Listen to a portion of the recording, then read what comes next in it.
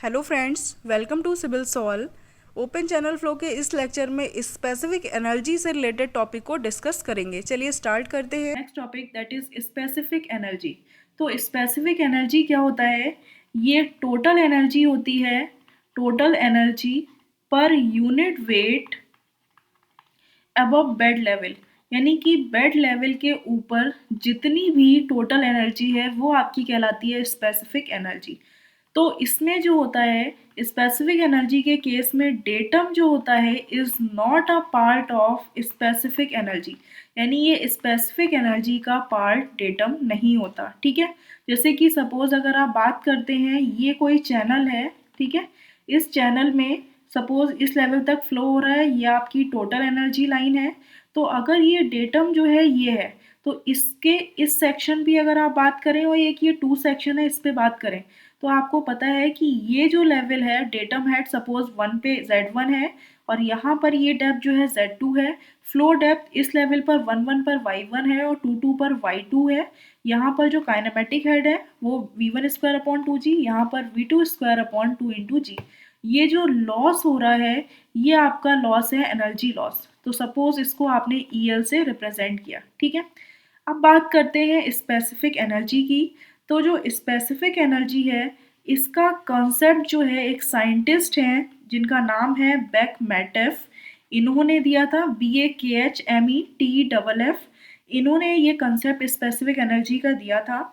तो अगर आप किसी रियल फ्लूइड की बात करते हैं तो रियल फ्लूइड में जो टोटल एनर्जी होती है वो एट डाउन स्ट्रीम सेक्शन, तो आप यहाँ पे बात करते हैं ये सेक्शन आपका डाउन स्ट्रीम हो गया। तो डाउन स्ट्रीम सेक्शन पे जो टोटल एनर्जी होती है वो ऑलवेज डिक्रीज होती है।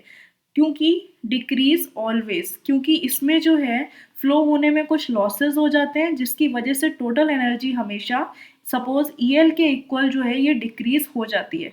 लेकिन अगर आप स्पेसिफिक एनर्जी की बात करते हैं तो स्पेसिफिक एनर्जी ऑलवेज कांस्टेंट रहती है इन केस ऑफ यूनिफॉर्म फ्लो। यानी यूनिफॉर्म फ्लो है, अगर यूनिफॉर्म का मतलब है कि जो पाइप डायमीटर है सपोज वो कांस्टेंट है, तो इस सेक्शन पे जितनी एनर्जी होगी, यानी जितना इस डेटम हेड का तो यूज करना नहीं है क्योंकि Z1 और Z2 से कोई मतलब नहीं है, सिर्फ ये लेवल जो होता है ये बेड लेवल है, इसके ऊपर जितनी भी एनर्जी है वो स्पेसिफिक एनर्जी है। तो अगर ये डायमीटर कांस्टेंट है तो यहाँ पर जो है या यूनिफॉर्म फ्लो है, तो यहाँ पर अगर ये Y1 डेप्थ है तो इसके according V1 square upon 2G kinematic head होगा, क्योंकि आप यहाँ पे कंटिन्यूटी इक्वेशन लगा सकते हैं। और वही यहाँ पे अगर Y2 डेप्थ है तो यहाँ पे जो वेलोसिटी होगी वो V2 स्क्वायर अपॉन 2G। अगर Y1 कम होगा तो V1 ज़्यादा होगा, Y2 ज़्यादा होगा तो V2 कम होगा। तो उसके अकॉर्डिंग ये वैल्यू जो है ऑलवेज कांस्टेंट रहती है। लेकिन अगर आप नॉन यूनिफॉर्म फ्लो की बात करते हैं, यानी कि if frictional resistance neglected, suppose frictional resistance को नेग्लेक्ट कर दिया, तो नॉन यूनिफॉर्म फ्लो के केस में, यानी कि नॉन यूनिफॉर्म फ्लो है तो फ्रिक्शनल रेजिस्टेंस अगर नेग्लेक्ट कर दिया तो ये जो एनर्जी लॉस है ये नहीं होगा। इसका मतलब है कि ये जो लेवल है वेलोसिटी का वो सपोज यहाँ पर होगा, तो टोटल जो हेड है यानी जो टोटल एनर्जी है वो नॉन यूनिफॉर्म फ्लो के केस में if frictional resistance is neglected, अगर आपने इसको नेग्लेक्ट कर दिया तो जो नॉन यूनिफॉर्म फ्लो के केस में जो टोटल एनर्जी है वो आपकी कांस्टेंट रहेगी डाउन स्ट्रीम सेक्शन में भी। लेकिन अगर आप स्पेसिफिक एनर्जी की बात करते हैं तो ये नॉन यूनिफॉर्म फ्लो के केस में तब कांस्टेंट रहेगी जब बेड लेवल जो है वो आपका कैसा है, हॉरिजॉन्टल है। ठीक है, हॉरिजॉन्टल बेड लेवल है तो उस केस में ये वैल्यू कांस्टेंट रहेगी, अदरवाइज डेटम हेड की वजह से ये वैल्यू कांस्टेंट नहीं होगी। बट ये पॉइंट ध्यान रखिएगा, रियल फ्लूइड में नॉम यूनिफॉर्म फ्लो है, जैसे यूनिफॉर्म फ्लो के केस में ऑलवेज डाउन स्ट्रीम डायरेक्शन में टोटल एनर्जी डिक्रीज होती है, बट स्पेसिफिक एनर्जी जो है वो हमेशा कांस्टेंट रहती है। लेकिन अगर फ्रिक्शनल रेजिस्टेंस आपने नेग्लेक्ट कर दिया तो नॉन यूनिफॉर्म फ्लो के केस में टोटल एनर्जी कांस्टेंट रहेगी ऑलवेज, बट स्पेसिफिक एनर्जी सिर्फ एक केस में कांस्टेंट रहेगी अगर बेड लेवल जो है वो हॉरिजॉन्टल है। अब सपोज स्पेसिफिक एनर्जी की बात करते हैं तो स्पेसिफिक एनर्जी का फॉर्मूला होता है, इसको E से रिप्रेजेंट करते हैं, ये होता है Y plus we square upon 2G। अब यहाँ पे Z1 का यूज़ नहीं कर रहे हैं, Z का, क्योंकि डेटम हेड यूज़ नहीं कर रहे हैं, डेटम हेड को नेग्लेक्ट कर देते हैं स्पेसिफिक एनर्जी के केस में। तो सपोज यहाँ पे वेलोसिटी क्या होती है, डिस्चार्ज पर यूनिट एरिया, और डिस्चार्ज पर यूनिट एरिया को जो है आप विड्थ इनटू डेप्थ के केस में कन्वर्ट कर सकते हैं। तो डिस्चार्ज पर यूनिट विड्थ जो वैल्यू होती है उसको स्मॉल क्यू बोलते हैं, डिवाइडेड बाई वाई, ठीक है। तो इस केस में आप बोल सकते हैं क्यू इक्वल टू क्या हो जाएगा, वी इंटू वाई। तो जो डिस्चार्ज है अगर वो कांस्टेंट है तो यहाँ पे E इक्वल टू क्या हो जाएगा, y प्लस वी की वैल्यू क्या रख सकते हैं, q अपॉन वाई। तो यहाँ पे ये वैल्यू आ जाएगी q square upon 2g into y square. तो अगर डिस्चार्ज कांस्टेंट है और g स्पेसिफिक ग्रेविटी की वैल्यू कांस्टेंट रहती है तो आप यहाँ पे कह सकते हैं E is directly proportional to y हो गया एक। तो ये जो रिलेशनशिप है, लीनियर रिलेशनशिप है, इसको आप कर्व 1 से शो करेंगे और E is directly proportional to 1 upon y square, यानी इसमें अगर आप देखें तो ये इन्वर्सली प्रोपोर्शनल है वाई स्क्वायर के। तो ये जो रिलेशनशिप है ये रेक्टेंगुलर हाइपरबोला को शो करती है, रेक्टेंगुलर हाइपरबोला।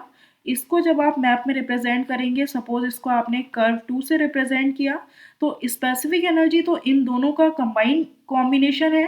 तो अगर आप कर्व 1 और कर्व 2 को ऐड कर दें, इन दोनों कर्व को ऐड कर दें, तो जो थर्ड कर्व बनेगा वो कर्व आपका कंबाइंड स्पेसिफिक एनर्जी का होगा, जिसको आप कहते हैं क्यूबिक पैराबोला। जो कर्व बनता है वो आपका क्यूबिक पैराबोला को के रिलेशन को शो करता है, ठीक है। लेकिन आपको पता है यूनिफॉर्म फ्लो के केस में स्पेसिफिक एनर्जी जो है कांस्टेंट रहती है हर सेक्शन पे। तो अगर आप किसी सेक्शन 1 पे बात करते हैं तो वहाँ पर भी स्पेसिफिक एनर्जी कांस्टेंट है और 2 पर भी स्पेसिफिक एनर्जी कांस्टेंट है।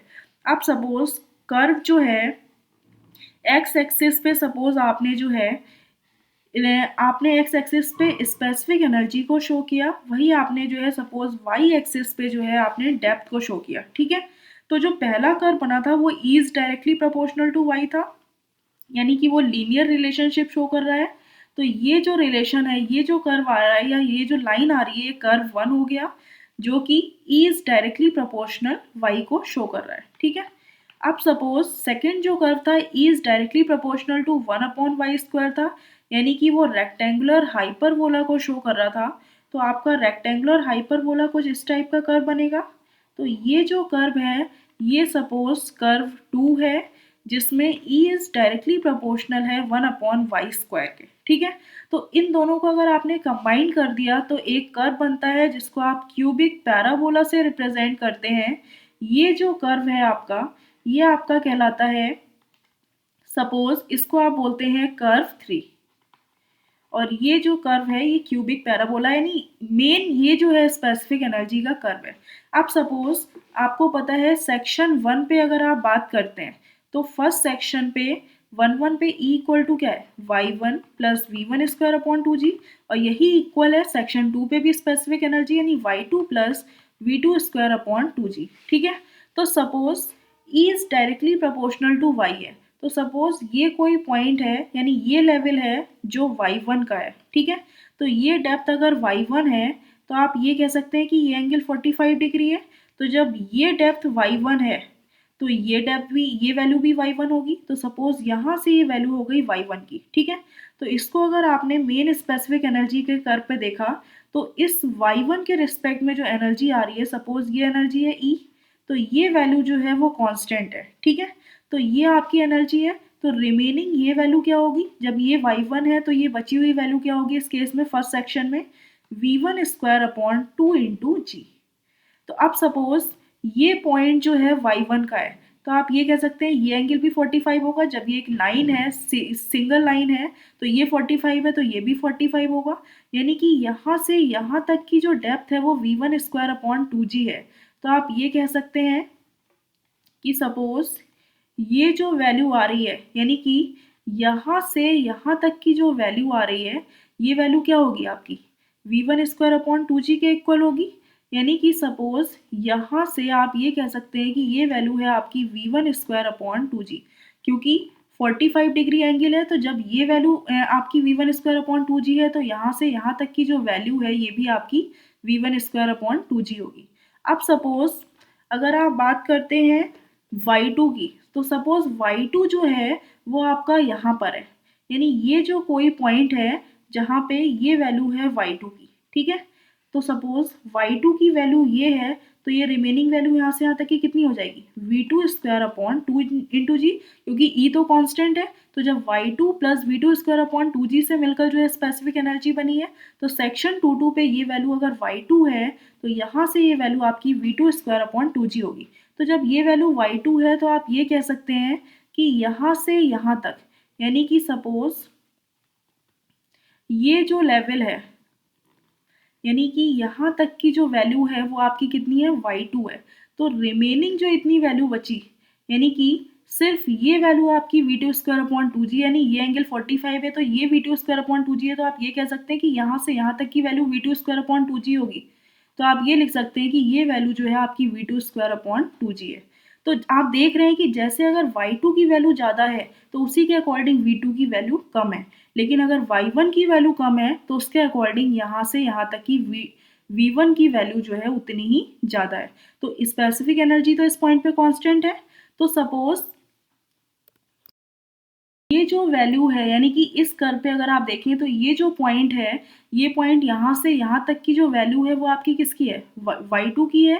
तो आप ये कह सकते हैं कि सपोज ये पॉइंट जो है y2 का है, ये पॉइंट y1 का है, और ये जो स्पेसिफिक एनर्जी का कर्व आ रहा है जिस पॉइंट पे ये मिनिमम स्पेसिफिक एनर्जी मिल रही है, ठीक है, तो वो आपका वो डेप्थ, जिस डेप्थ पर जो मिनिमम स्पेसिफिक एनर्जी मिलती है वो डेप्थ आपकी कहलाती है क्रिटिकल डेप्थ, ठीक है।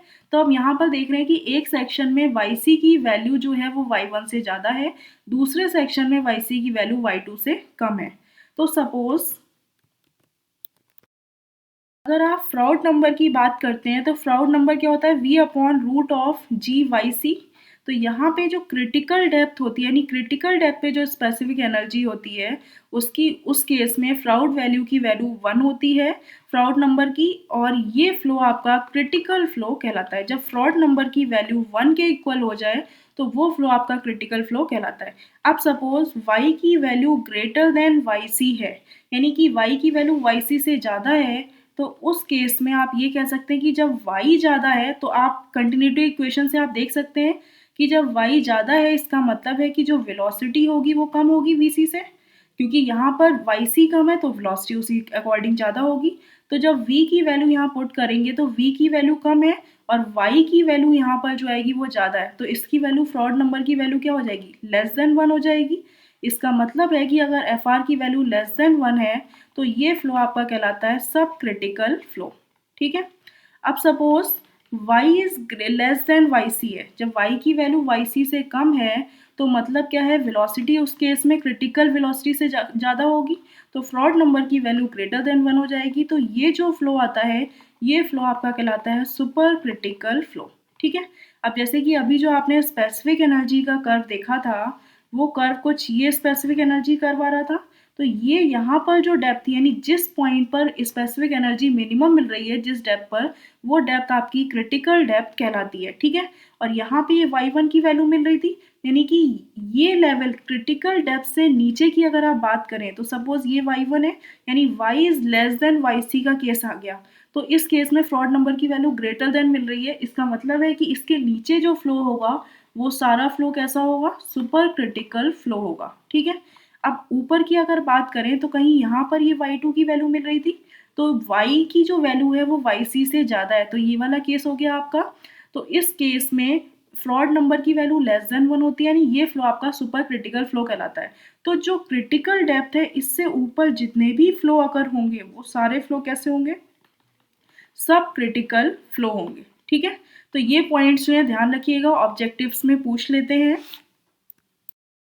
ये देखा कि ये वैल्यू y1 थी, यहाँ पर ये वैल्यू y2 थी, तो इसके रिस्पेक्ट में जो ये स्पेसिफिक एनर्जी आ रही थी, यानी कि वो डेप्थ जिन पर स्पेसिफिक एनर्जी की वैल्यू कांस्टेंट रहती है वो डेप्थ ऑल्टरनेट डेप्थ कहलाती हैं। जैसे कि y1 पर भी स्पेसिफिक एनर्जी E है और y2 डेप्थ पर भी स्पेसिफिक एनर्जी की वैल्यू E है, ठीक है। तो ये डेप्थ आपकी ऑल्टरनेट डेप्थ कहलाती हैं, ऑल्टरनेट डेप्थ।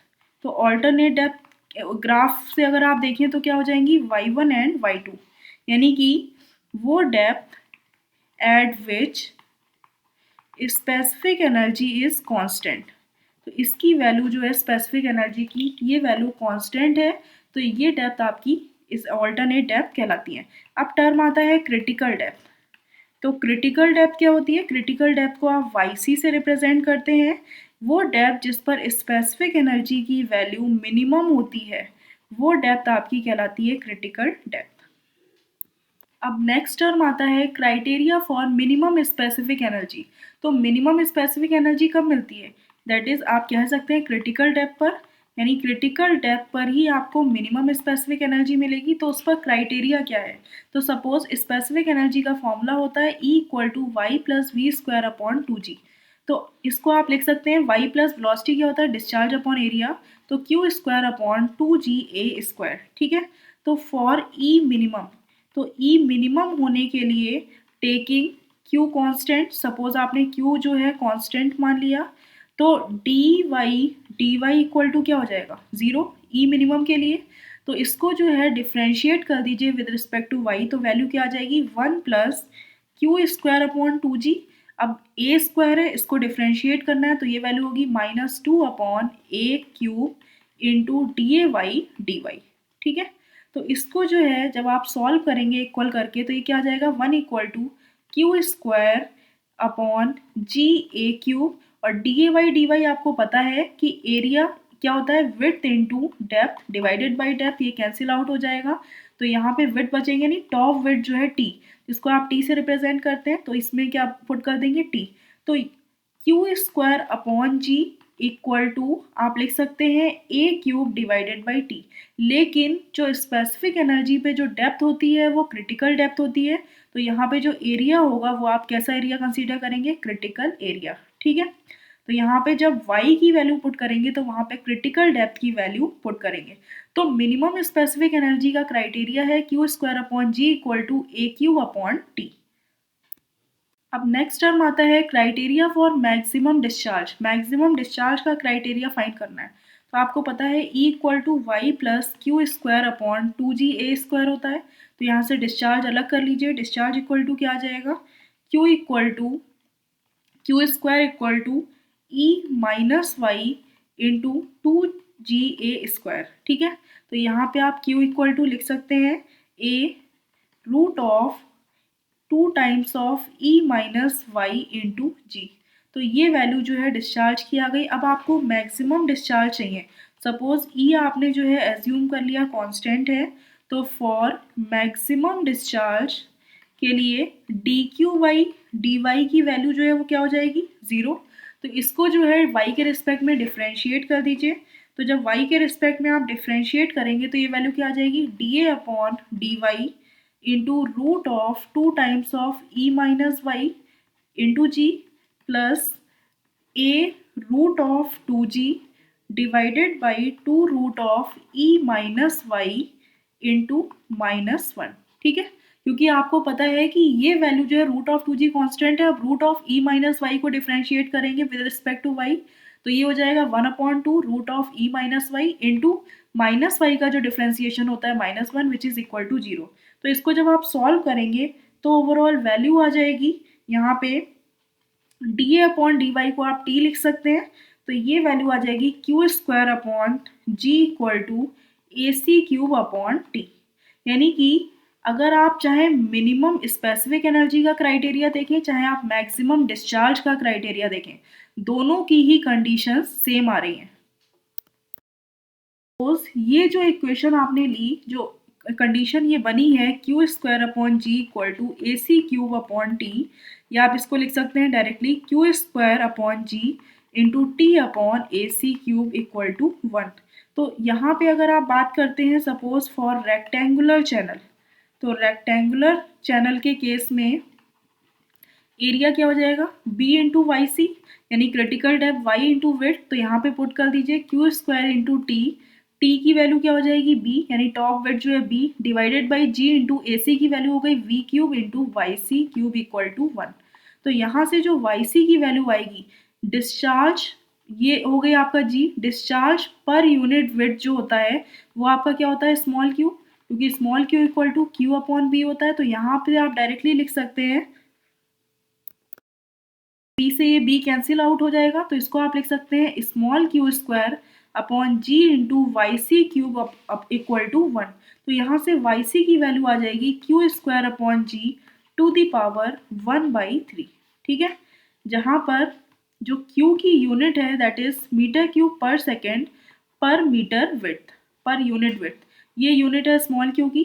तो ये कंडीशन आ गई। तो आप यहाँ पे ये कह सकते हैं कि एज क्यू इंक्रीजेस, जैसे ही क्यू, जी तो कांस्टेंट है, अगर क्यू बढ़ेगा तो उसी के अकॉर्डिंग क्रिटिकल डेप्थ की वैल्यू भी बढ़ती रहेगी। यानी पर यूनिट विड्थ में अगर जो डिस्चार्ज की वैल्यू है वो इंक्रीज हो रही है, विड्थ तो कांस्टेंट होती है, सपोज अगर कैपिटल क्यू की वैल्यू इंक्रीज होगी तो उसके अकॉर्डिंग क्रिटिकल डेप्थ की वैल्यू भी बढ़ती रहेगी। इसको आप एक कर्व से समझ सकते हैं कि सपोज सेम एक्स एक्सिस पे जो है आपने स्पेसिफिक एनर्जी को शो किया और वाई एक्सिस पे जो है आपने डेप्थ को शो किया। ठीक है, तो ये तो एक लीनियर रिलेशनशिप है और जो स्पेसिफिक एनर्जी का कर्व है वो कुछ इस टाइप का बनता है। तो सपोज ये कर्व जो है स्पेसिफिक एनर्जी का है। तो अगर किसी पर्टिकुलर स्पेसिफिक एनर्जी पे आप बात कर रहे हैं तो इस केस में सपोज ये जो डेप्थ है आपकी यहाँ पर क्या मिल रही है, ये जो डेप्थ है इस पॉइंट पे दैट इज y1। ठीक है, और ये जो यहाँ पर जो डेप्थ है ये आपकी क्रिटिकल डेप्थ कहलाएगी क्योंकि मिनिमम स्पेसिफिक एनर्जी इस पॉइंट पे मिलती है। यहाँ पर E क्या है, मिनिमम है। तो इस केस में जो डेप्थ होती है वो आपकी क्रिटिकल डेप्थ कहलाती है। बट जैसे जैसे आपने देखा कि डिस्चार्ज इंक्रीज हो रहा है उसी के अकॉर्डिंग जो है क्रिटिकल डेप्थ की वैल्यू भी बढ़ती जाती है। तो सपोज ये जो है डिस्चार्ज शो कर रहा है Q1 को, फिर इसके बाद ये डिस्चार्ज आता है, ये जो डिस्चार्ज है सपोज इसको जो है आपने Q2 से रिप्रेजेंट किया, फिर ये जो डिस्चार्ज है इसको आप रिप्रेजेंट कर रहे हैं Q3 से, ये जो डिस्चार्ज है सपोज ये रिप्रेजेंट कर लिया आपने Q4, और ये जो डिस्चार्ज है सपोज इसको रिप्रेजेंट कर लिया आपने Q5, और ये जो वैल्यू है सपोज इसको आपने आगे बढ़ाया और ये जो डिस्चार्ज आपका आया ये आपका है सपोज Q6। ठीक है, तो सपोज जैसे जैसे डिस्चार्ज इंक्रीज हो रहा है, जैसे आप यहाँ पे मान लेंगे Q6 की वैल्यू जो है Q5 से ज़्यादा है, इसकी value Q4 is greater than Q3 greater than Q2 and greater than Q1, यानी Q6 की वैल्यू सबसे ज़्यादा है। तो आपने देखा जैसे जैसे डिस्चार्ज बढ़ रहा है उसी के अकॉर्डिंग ये जो क्रिटिकल, यानी कि जो क्रिटिकल डेप्थ है उसकी वैल्यू भी उसी के अकॉर्डिंग बढ़ती जा रही है। अब यहाँ पे क्रिटिकल डेप्थ की वैल्यू ये है, यहाँ पर मिनिमम स्पेसिफिक एनर्जी जो है ये है, इस पॉइंट पर मिनिमम स्पेसिफिक एनर्जी ये है, यहाँ पर जो है स्पेसिफिक एनर्जी ये है और यहाँ पर ये, यानी कि इस पॉइंट पे अगर आप बात करें तो ये जो E है अब ये E मिनिमम बन गया। तो इस डेप्थ पर जो डिस्चार्ज होगा वो आपका क्या होगा, क्रिटिकल डेप्थ। इस पॉइंट पे जो डेप्थ होगी वो आपकी क्रिटिकल डेप्थ कहलाएगी। तो देख रहे हैं आप जैसे जैसे डिस्चार्ज की वैल्यू बढ़ती आ रही है उसी के अकॉर्डिंग क्रिटिकल डेप्थ की वैल्यू भी इंक्रीज होती चली जा रही है। ठीक है, तो सपोज आपने यहाँ पर देखा कि अगर आप Q1 की बात कर रहे हैं तो यानी कि फर्स्ट कर्व की अगर आप बात कर रहे हैं तो यहाँ पर ये वैल्यू आपकी क्या मिल रही है, y2। तो आपने इस कर्व से ये देखा कि सपोज अगर फर्स्ट कर्व यानी डिस्चार्ज की वैल्यू अगर सबसे कम थी तो उस केस में y1 की y2 की वैल्यू ये है और y1 की वैल्यू ये, यानी y2 माइनस y1 का जो डिफरेंस है वो सबसे ज़्यादा है, यानी कि ये वैल्यू जो है डिफरेंस सबसे ज़्यादा है। लेकिन अगर आप सेकेंड कर्व की बात करें जिसका डिस्चार्ज Q1 से ज़्यादा है तो उस केस में y1 की वैल्यू ये है उस स्पेसिफिक एनर्जी के लिए, और इस केस में यहाँ पे जो है ये y2 की वैल्यू है। यानी कि जैसे जैसे डिस्चार्ज इंक्रीज हो रहा है उसी के अकॉर्डिंग जो y2 माइनस y1 की वैल्यू है वो डिक्रीज होती चली आ रही है। फिर जैसे ही आपने Q5 में बात करी यानी Q5 डिस्चार्ज के लिए, तो आपने देखा कि ये इनके बीच की जो वैल्यू है डिफरेंस y2 माइनस y1 का और कम है। एक लिमिट ऐसी आई जिस पर ये एनर्जी मिनिमम हो गई, तो उस केस में जो y2 माइनस y1 की वैल्यू है वो 0 हो गई। यानी कि जो डिस्चार्ज है स्पेसिफिक एनर्जी का कर्व है, जैसे जैसे डिस्चार्ज बढ़ता है उसी के अकॉर्डिंग स्पेसिफिक एनर्जी का जो कर्व है वो शिफ्ट होता रहता है राइटवर्ड, यानी राइट डायरेक्शन में शिफ्ट होता चला जाता है। ठीक है, तो ये पॉइंट ध्यान रखिएगा। ऑब्जेक्टिव में आ जाता है कि डिस्चार्ज अगर इंक्रीज हो रहा है तो जो स्पेसिफिक एनर्जी कर्व है वो शिफ्ट राइटवर्ड, शिफ्ट जो है लेफ्टवर्ड, इस टाइप से ध्यान रखिएगा। जैसे जैसे डिस्चार्ज बढ़ रहा है Q1 से Q2 बढ़ा है तो ये राइट और राइट में शिफ्ट हो गया। फिर सबसे ज़्यादा जो है आपने देखा Q6 की वैल्यू सबसे ज़्यादा है तो उसके अकॉर्डिंग स्पेसिफिक एनर्जी का कर्व और राइट में शिफ्ट हो गया।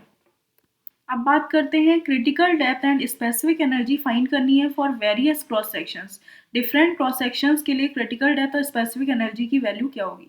सपोज सेक्शन जो है वो रेक्टेंगुलर सेक्शन है, तो क्रिटिकल डेप्थ पे जो कंडीशन फॉलो होती है मिनिमम स्पेसिफिक एनर्जी की, वो क्या होती है, q square t upon g a c cube equal to 1। ये कंडीशन आप प्रूव कर चुके हैं मैक्सिमम डिस्चार्ज और मिनिमम स्पेसिफिक एनर्जी के केस में फॉर क्रिटिकल डेप्थ के लिए।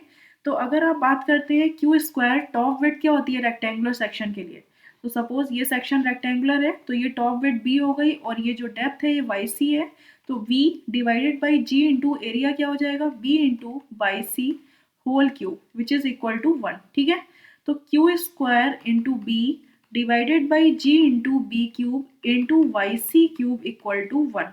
तो यहाँ से एक विड्थ कैंसिल हो जाएगी, तो स्मॉल क्यू इक्वल टू होता है capital Q per unit width, तो आप इसको स्मॉल क्यू स्क्वायर लिख सकते हैं divided by g into Y C cube equal to 1। तो जो रेक्टेंगुलर सेक्शन है उसके लिए जो क्रिटिकल डेप्थ की वैल्यू आती है that is q square upon g to the power 1/3।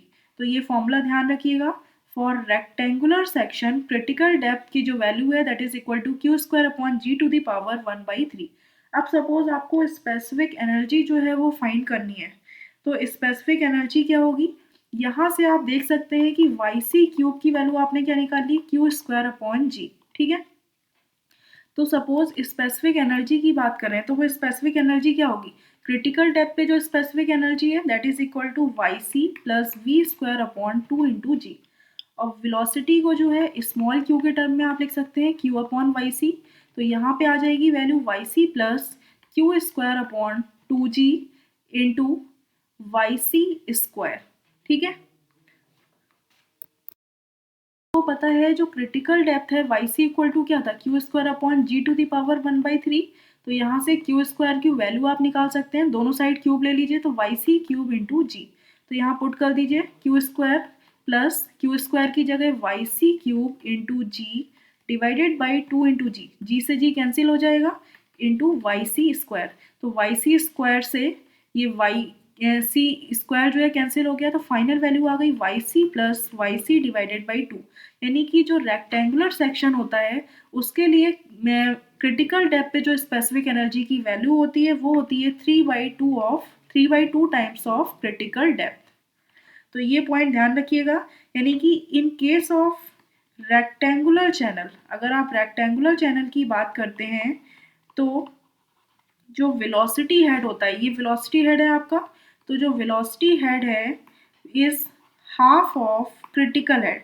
ये आपके ऑब्जेक्टिव में क्वेश्चन आ जाता है, हाफ ऑफ क्रिटिकल डेप्थ, यानी कि क्रिटिकल डेप्थ का जो है वो हाफ होता है वेलोसिटी हेड। ये आपका वेलोसिटी हेड है वी स्क्वायर अपॉन 2g की वैल्यू। तो रेक्टेंगुलर चैनल के केस में वेलोसिटी हेड जो है वो आपका हाफ है क्रिटिकल डेप्थ के, यानी कि आप ये कह सकते हैं कि जो वी स्क्वायर अपॉन 2g है ये वाई सी अपॉन 2 के इक्वल है।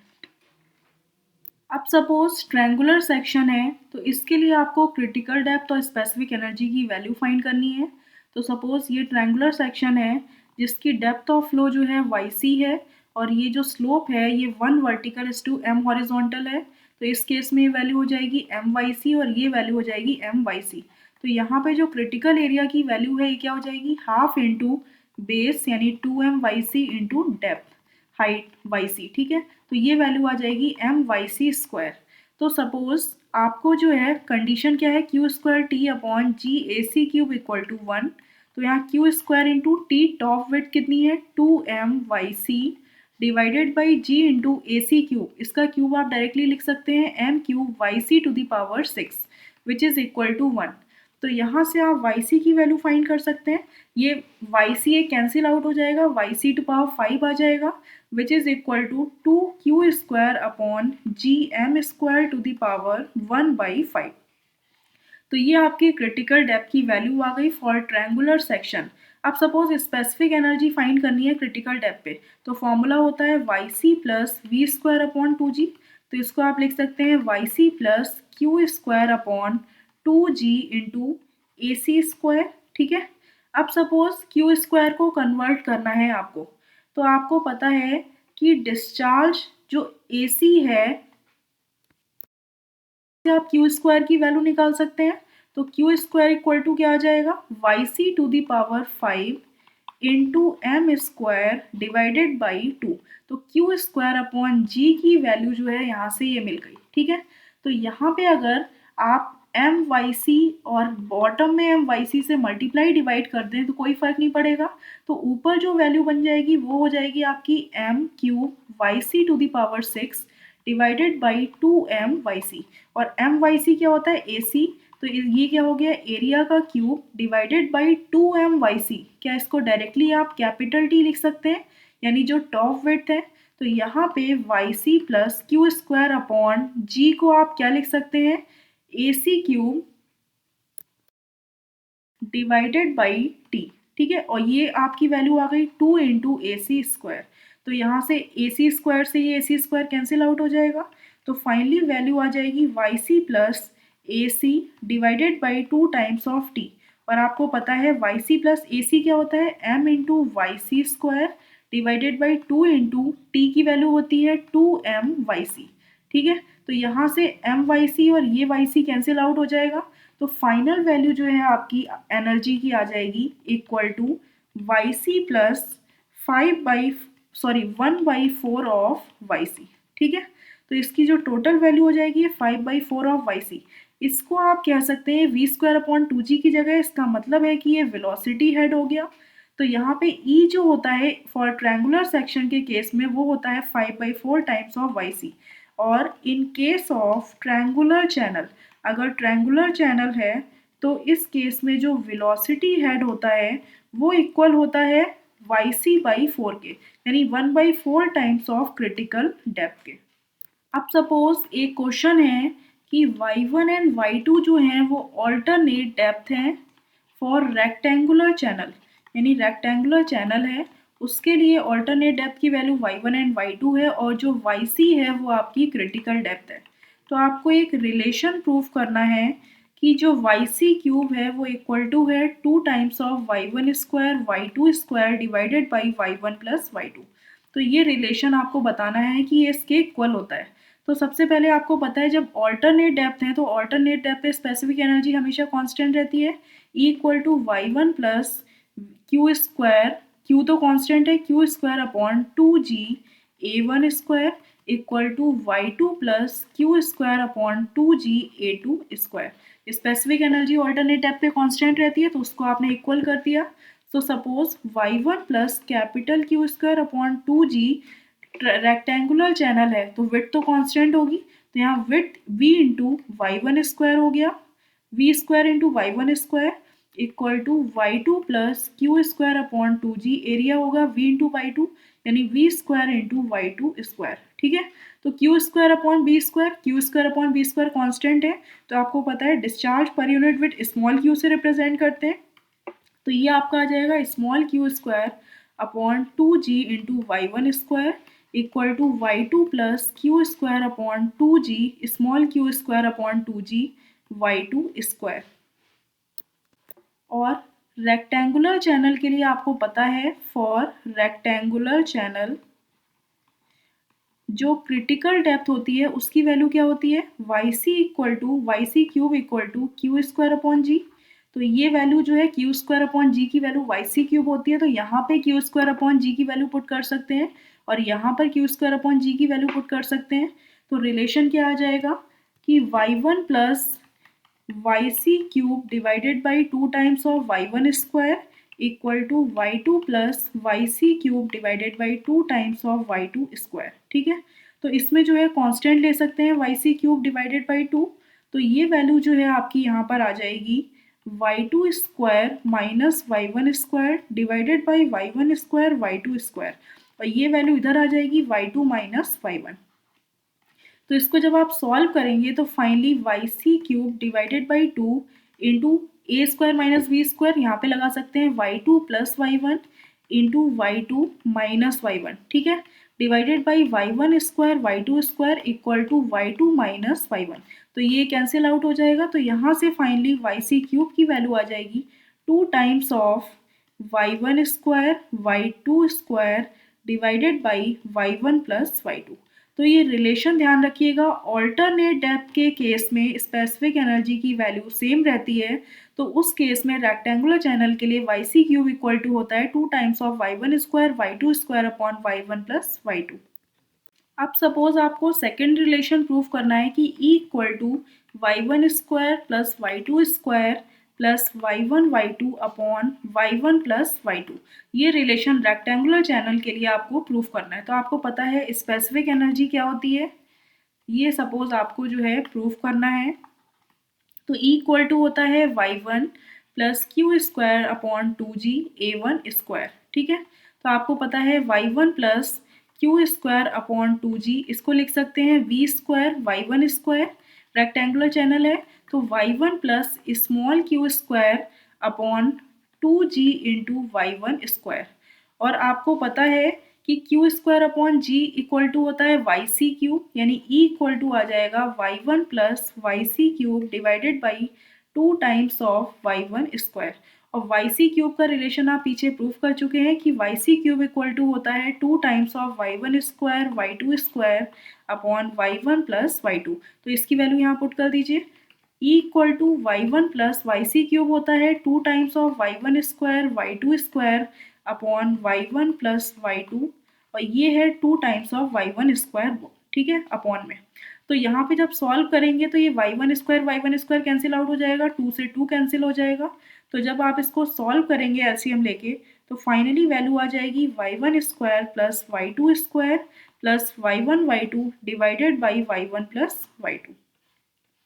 तो ये रेक्टेंगुलर चैनल के लिए स्पेसिफिक एनर्जी का एक रिलेशन है in terms of alternate depth. Thank you friends.